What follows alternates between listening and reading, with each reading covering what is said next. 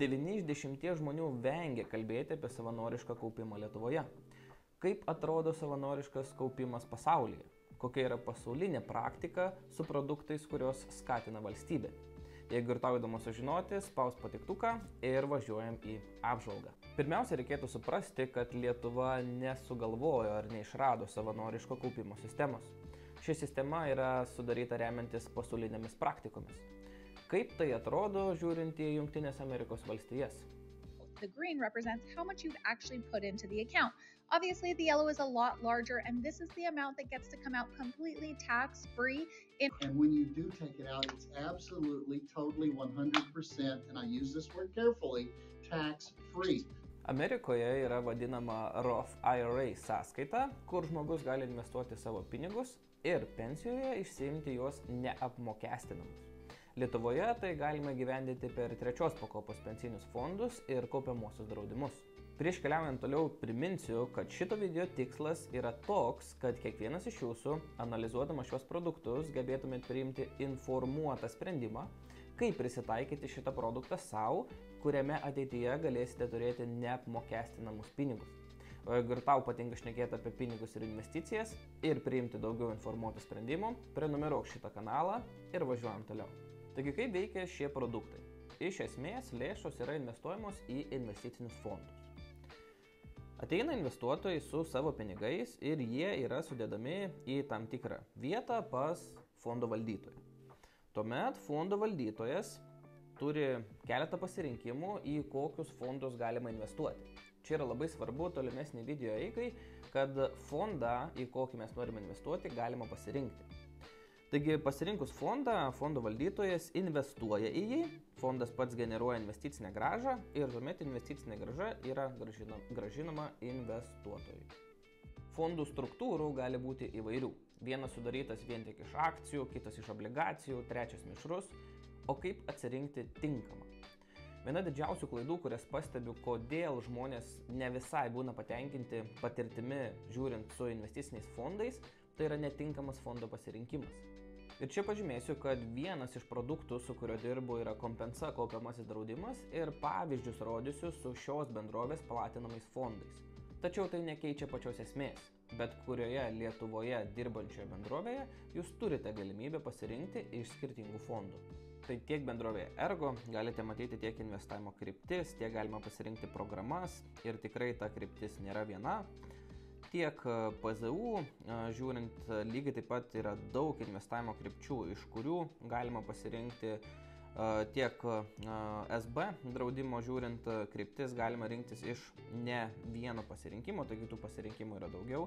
Taigi nesvarbu, kurią bendrovę jūs pasirinksit, primenu, šitas video yra skirtas tam, kad priimtumėt informuotą sprendimą renkantis produktus. Tai paimkim konkretų pavyzdį. Įsivaizduokim žmogų, kuris yra 23 metų, pradeda dirbti ir kapitalą kaupia iki 60. Taigi jis tai darys 37 metus.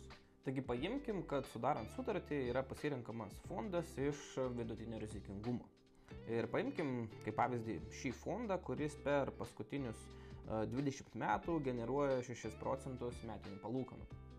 Šio fondo sandara yra iš 58% akcijų ir 42% pinigų rinkos instrumentų. Pinigų rinkos instrumentai yra tokios priemonės, kurių rizika yra labai maža. Jie sudaro iždo vekseliai, komerciniai vekseliai, faktoringai, kitaip tariant, nerizikingos trumpo laikotarpio investicinės priemonės. Taigi, prognozuojant ateities investicinę grąžą, faktas, kad praeities rezultatai neatspindi ateities rezultatų, tačiau tam, kad prognozuotumėm tinkamai ir neimtumėm skaičių kažkur iš debesų, privalom remtis istoriniais duomenimis. Šią lentelę išnagrinėsim įvairiais pjūviais, likit su manim, pažadu, kad bus įdomu. Imu taip, kad atsidedama suma yra 100 eurų ir ji niekada nesikeičia per visą investavimo laikotarpį. Faktas tas, kad ateityje augant atlyginimui tikėtina, kad investuojama suma kils. Taip pat gali būti taip, kad ką tik pradėjęs žmogus negalės investuoti 100 eurų, galbūt suma bus mažesnė, tai šitie skaičiavimai vėlgi skirti suprasti bendrai tendencijai ir edukacijai. Taigi, imant mėnesinę įmoką 100 eurų, ir tai, kad ji niekada nesikeičia, per visą laikotarpį atsidedama pinigų suma bus 45 600 eurų. Su prognozuojama 6 procentų metinė grąža, galutinėme taške mes turime ties 60-mečių sukauptą beveik 133 000 eurų. Tai dabar kodėl imu investavimo laikotarpį būtent iki 60-mečių? Todėl, kad investuojant per šį produktą, likus ne mažiau kaip 5 metams iki pensijos, išsiimant pinigus, šis produktas yra visiškai neapmokestinamas. Na, išėmimo mokestis bus 50 eurų, tai nuo 133 000 galbūt pavyks susimokėti. Tai kaip ir fainai skamba, kad pensijoje papildomai turėti 130 000 eurų, o ar galima būtų šį produkto potencialą išnaudoti dar geriau? Čia turiu pabrėžti, kad didesnė investicinė grąža beveik visada koreliuoja su didesnė rizika. Jeigu investavimo horizontą mes turime 37 metus, labai vertėtų pagalvoti apie galimybę rinktis aukštesnio rizikingumo fondus. Techniškai žiūrint, investavimo instrumento pasirinkimas turėtų būti pasirenkamas pagal tai, kiek mes rizikos sugebam pakelti, kiek mes suprantam tą produktą. Tai čia itin akcentuosiu konsultanto vaidmenį, kad ilguoju laikotarpiu produktas privalo būti prižiūrimas ir fondai keičiami su amžiumi. Tai paimkime, kad žmogus gali toleruoti aukštesnę riziką ir pasirinkti aukštesnio rizikingumo fondus. Tai kaip pavyzdį iš aukštesnio rizikingumo investavimo krypčių paimkime Amerikos krypties fondą, kuris per kiek daugiau nei 13 metų generuoja virš 14 procentų investicinę grąžą. Čia ir fondo sandara yra kitokia ir didžioji dalis fondo yra nukreipta į technologijas, visą kitą sandarą galite matyti čia. Ir čia jau investavimo struktūra skiriasi, čia eina tokios kompanijos kaip Microsoft, Apple, Alphabet, Amazon, tikrai girdėtos kompanijos. Taigi 14 procentų grąža per paskutinius 13 metų yra geriau nei įspūdinga. Taigi čia paimsiu ir nuleisiu kartelę ir prognozuokime, kad vidutiniškai fondo generuojama grąža per ilgą laikotarpį bus apie 9 procentus. Taigi vėl logika ta pati, atsidedam 100 eurų, tik tai mūsų pasirenkamas fondas generuoja jau nebe 6, o 9 procentus. Ką mums tai duoda ilgojo laikotarpiu? Vien kitas fondo pasirinkimas mums gali atnešti 268 000 potencialiai.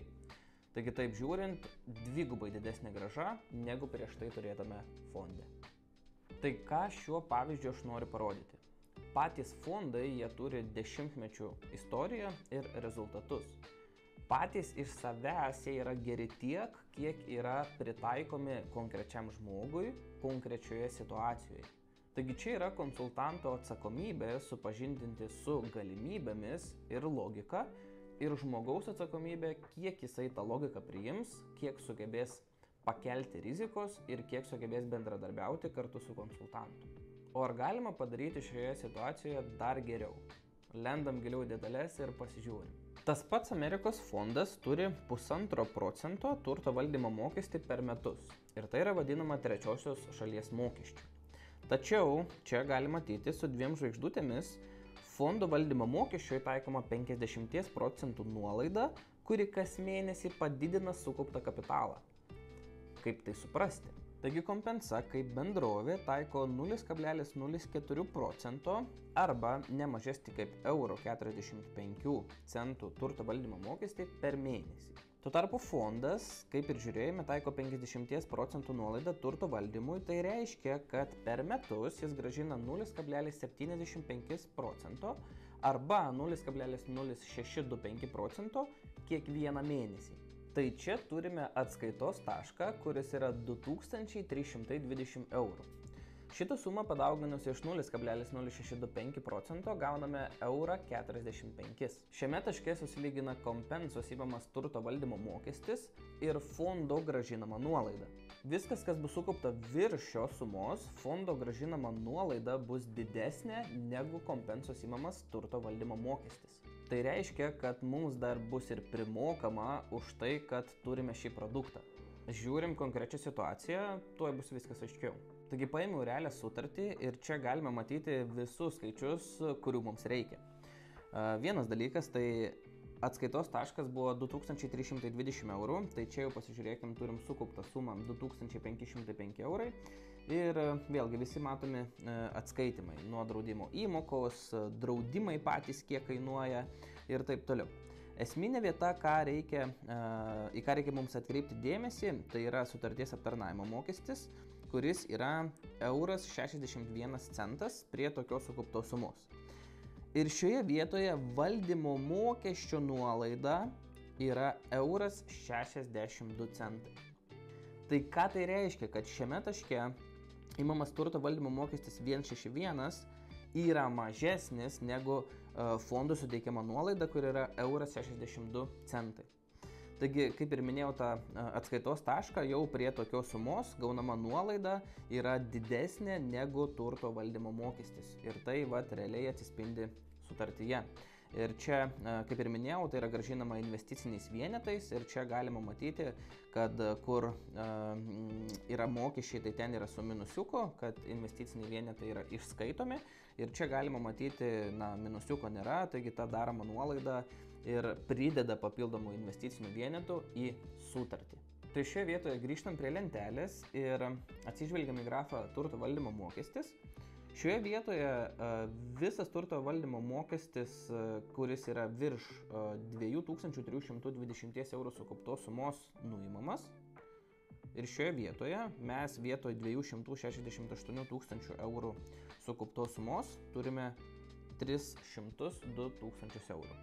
Taigi vėl tai yra vienas niuansas, dėl kurio nieko nereikia daryti, tiesiog tam tikrą sumą perlipęs kapitalas šitą niuansą išpildys pats. Kas šiek tiek domite šiais produktais, žinote, kad jie yra remiami ir valstybės. Viena iš lengvatų, kurią galima pasinaudoti, yra gyventojų pajamų mokesčio susigrąžinimas iki 20%, neviršijant 300 eurų. Pabrėžtina yra tai, kad pajamos turi būti gaunamos pagal darbo sutartį. Taigi šiuo konkrečiu pavyzdžiu per metus atsidedama 1200 eurų. Darant prielaidą, kad grįžta 20% deklaruojant pajamas kiekvienais metais, mes gausime 240 eurų sumą į sąskaitą. Racionalu būtų šią sumą reinvestuoti atgal į produktą.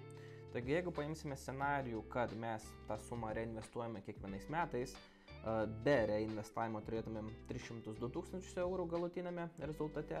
Reinvestuojant šią sumą ties 60-mečiu mes turime kiek daugiau nei 360 tūkstančių eurų. Kita lengvata duoda dar didesnę naudą ir čia labai kviesiu sukoncentruoti dėmesį, nes tai yra labai svarbu. Vėlgi, jeigu dirbame pagal darbo sutartį į šį produktą, įmokas gali mokėti jūsų darbdavys prieš mokesčius. Kaip visa tai atrodo? Imkime tokį pavyzdį, kad gaunamos pajamos į rankas yra 1000 eurų. Visa darbo vietos kaina su visais mokesčiais yra 1682 eurai ir 15 centų. Ateina toks laikotarpis, kada jūs nusprendžiate, kad reikia pasikelti atlyginimą ir einate pas darbdavį dėl to kalbėti. Tarkime, kad jūs deratės dėl 100 eurų pakelimo. Ir jeigu per 100 eurų jums pakeltų atlyginimą, tai visa darbo vietos kaina būtų 1850 eurų ir 37 centai. Kaip būtų galima padaryti, kad jums nepakeltų atlyginimo ir šitą skirtumą pervestų į jūsų kaupimą?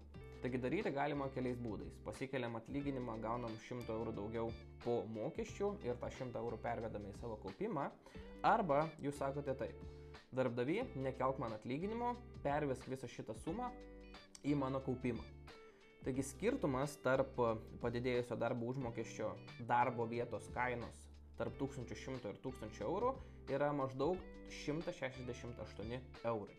Taigi jeigu jums pavyksta susitarti, tai jūsų 100 eurų vedami iš savo sąskaitos po mokesčių virsta į 168 eurus prieš mokesčius. Ir jeigu mes imsime skaičiuoklę ir šioje vietoje pakeisime investuojamą sumą, taigi mūsų kapitalas nuo 302 tūkstančių paauga iki 508 tūkstančių eurų. Čia yra vienas niuansas. Kadangi valstybė leidžia prieš mokesčius pervesti į darbuotojo kaupimą šitą sumą, kada bus įsiminėjami pinigai, 15% pelno mokestis bus atskaičiuojamas. Tačiau netgi ir paėmus tokį scenarijų, kad mes turėsime sumokėti 65 000 eurų gyventojų pajamų mokesčio, mūsų kapitalas vis tiek lieka apie 440 000 eurų. Taigi čia įsijungia dar vienas kintamasis – darbovietė, kurioje dirbama. Tikėtina, kad visą gyvenimą vienoje darbovietėje nedirbsime, o kaip šitą idėją priims kitos darbovietės, nežinosime. Pastebiu, kad apie šitą lengvatą per darbdavį yra gana retai komunikuojama viešoje erdvėje, tai norėčiau paskatinti jūs, jeigu turite draugų, kurie turi verslus, pažįstate tokių žmonių, pasidalinkite su jais šiuo video, kad ir jie pamatytų, kokią naudą galima suteikti tiek darbuotojui, tiek kiek pats darbdavys galėtų kelti savo įvaizdį bei rūpintis papildomai savo darbuotojais. Tai kiek visa tai kainuoja? Tikrai tenka girdėti ne iš vieno žmogaus, kad tai yra brangus produktas ir kad investicinė grąža yra tik tai prognozuojama, todėl neapsimoka čia kaupti pinigų. Iš dalies drįsčiau sutikti su šito teiginiu, jeigu produktas yra pasirenkamas trumpam laikotarpiui ir pasirenkamas netinkamas fondas. Tuomet visiškai sutinku, kad tai yra netinkamas produktas, nes yra visiškai kitokie tikslai, negu turėtų būti jis naudojamas. Tačiau šitą strategiją, kurią pristačiau jums, pasižiūrėkime bendrą paveikslą. Čia dar pabrėšiu vieną vietą, kad atsiribosiu nuo lengvatos per darbdavį, kadangi, kaip minėjau, tai dar nėra labai plačiai vartojama paslauga.